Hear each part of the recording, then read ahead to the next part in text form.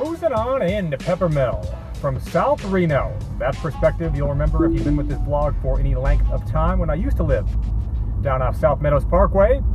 And well, I'm back there again now.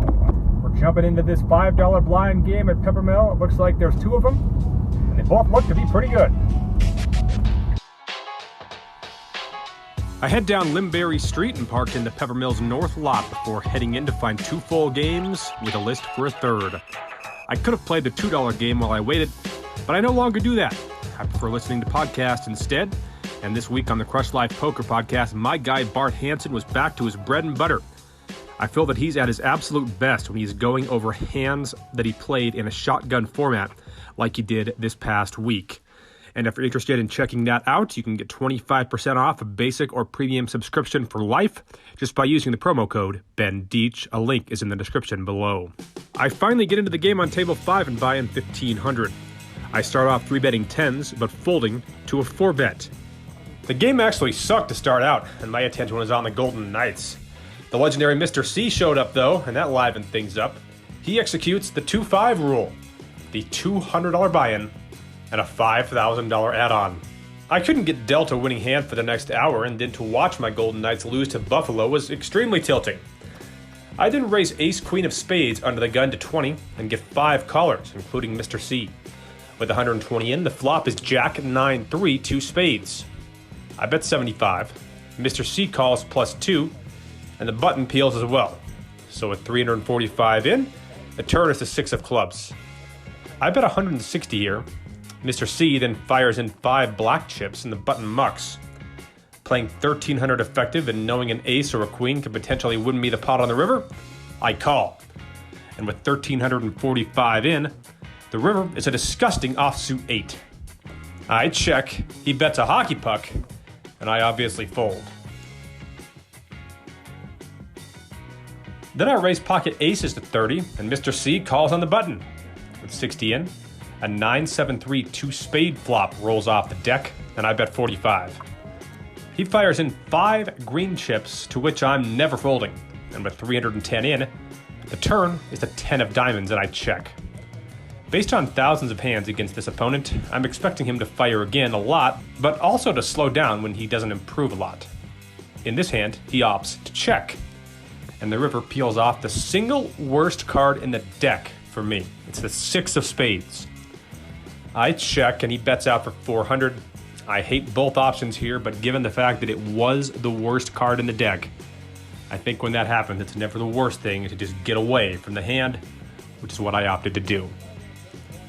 So we are getting obliterated early. And while I didn't play any hands with him, a friend of the vlog did make a return appearance. Look who's back in the game. Fresh off a Brad Owen vlog cameo where he beat Brad out of a big hand. Marco from Tropoya. Then, unfortunately for me and the rest of the game, all that money that I lost to Mr. C, plus an additional $3,000, was lost to a player who I call the Professor, for the same reasons why they call Action Dan Harrington Action Dan.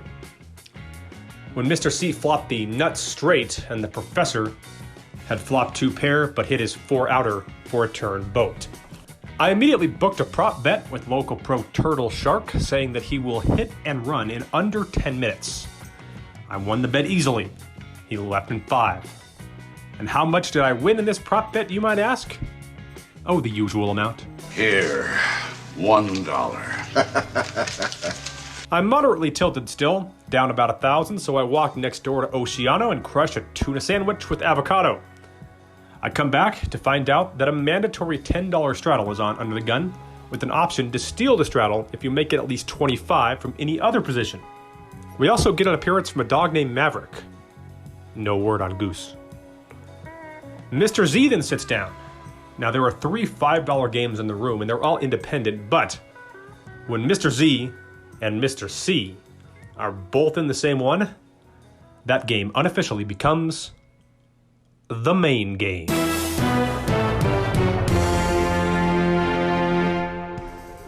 So playing 5-10, I pick up King-Queen under the gun 2 and open to 30.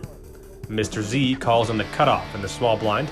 A gentleman from the town of Truckee, California, calls as well, so with 120 in, The flop is King Jack Deuce with 2 diamonds. I bet half pot, and only the small blind makes the call. So with 240 in, the turn is an offsuit 4. I bet 100, and he check calls. So with 440 in, the river is an offsuit 10, and he decides to check. I felt incredibly confident that he had a draw here that he missed, so I just bet $25 into a pot of $440, maybe trying to induce something there. Doesn't work, as he folds immediately. So as the clock strikes 10, I change to the 8 seat, and Mr. C constructs a tower and proceeds to add to it.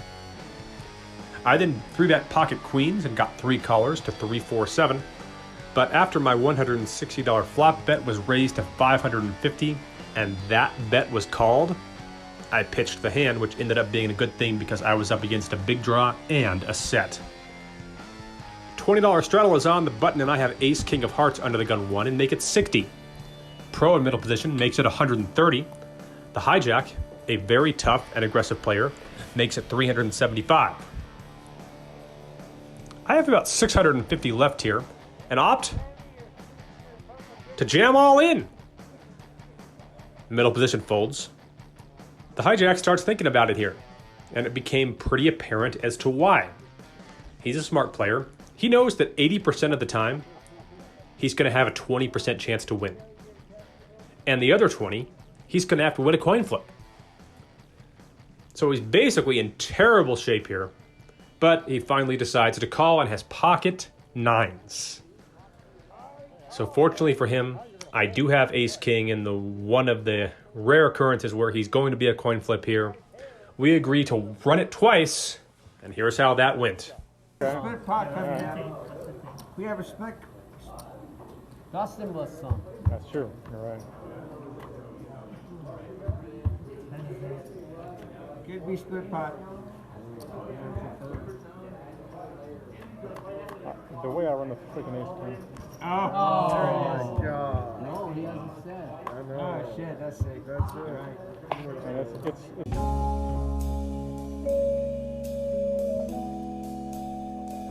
all right, so a $1,500 loss. I think that I continue to run worse with ace king than just about anyone over the course of my poker career. Not sure if that was the best spot to get it in or not. I think it's okay. Guess I could have folded. Whatever.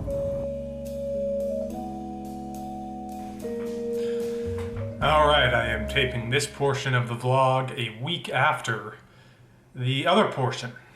And as you can probably already tell, my voice is not what it is supposed to be. And it's kind of funny how this actually relates to the poker, which I'll mention here in a second. But I became so sick on Sunday morning, and I had been sick all day Saturday as well, that I actually went to the hospital, and they told me that I had an infection of the tonsils so bad that if it were to get any worse, I might not be able to breathe. So I actually had to stay the night in the hospital. And I think it was my first night since, I was an infant that I was hospitalized for the night.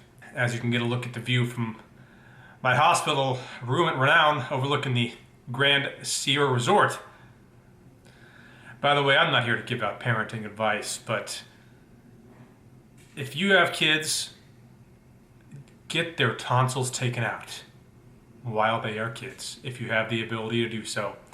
In the poker game of life, the tonsils are the human body's negative free roll.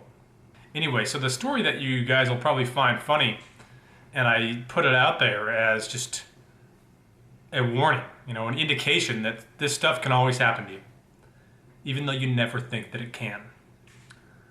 So I remember pretty much exactly when my symptoms kind of kicked in. And I was sitting at table 5 of the Peppermill, and it just kind of hit me. And I'm realizing, oh, great, I'm getting sick.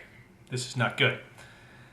And I was certainly planning on leaving within a couple of minutes of realizing that, but during that couple of minutes, I was in a hand One where I flopped a pair on a flush draw, called a flop bet. The turn paired aces, and there was no action. And then the river, I hit a flush. My opponent bet pretty big, seemingly showcasing that he either had an ace or a flush, or better than that potentially. And I actually wasn't sure that I loved the call, but I was really never folding there, so I made the call. And he would go on to turn over just a pair of nines. So I pick up my cards, and I'm in the motion of just turning them over and showing them. But somehow, I muck them face down. And it only takes me a quarter of a second to realize that I've done that. And I immediately try to grab them back. But this dealer made it a priority to get them into the muck as soon as possible. So it was just like the most embarrassing moment ever. And to my opponent's credit, even though he didn't see my hand, he totally believed me that I had him beat. Obviously, I called his river bet. And he was prepared to give me the pot. But I told him, no, I don't deserve the pot. I made the mistake. You keep it. But it's clear that the reason this happened was because of the sickness. Like, it was in my head. All I was thinking about was how upset I was that I was sick and that I had to leave this game and that I might have to miss work tomorrow. All these things are going through my head.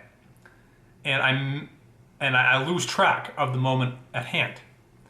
And it cost me the pot. So much like, what was it, Phil Ivey at the 2009 World Series of Poker, going into the final table, where he mucked the winning hand, I guess this kind of thing can happen. I don't ever remember doing it up until this moment. So just keep it in mind. It can always happen. And in this case, it was just being distracted, resulted in me losing, I don't know, $500 maybe that I otherwise should have had. Hey, before we go, if you guys are looking to play some poker when you're on the go, consider joining the High Society Club on Poker Bros. I predict you'll like the action. Use my referral code. It's in the description below. We'll see you next time.